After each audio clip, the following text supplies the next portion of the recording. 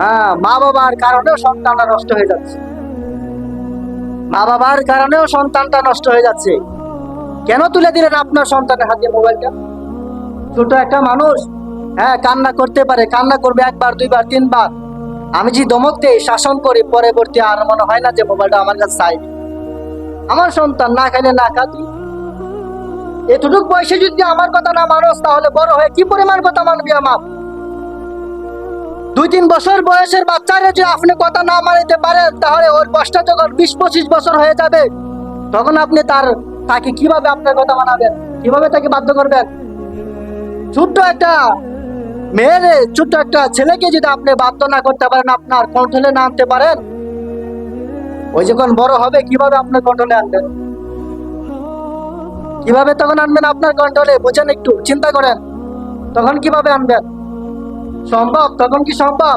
এখন যে ভালোবাসা দিতেছেন, মোবাইল হাতে তুলে দিতেছেন, সম্ভব? সবাই সতর্ক থাকেন। ছেলে কান্না করবে, করুক।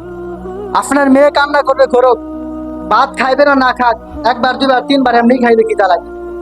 খাই তো না। এটার বাপ সহকারে খাইতো না।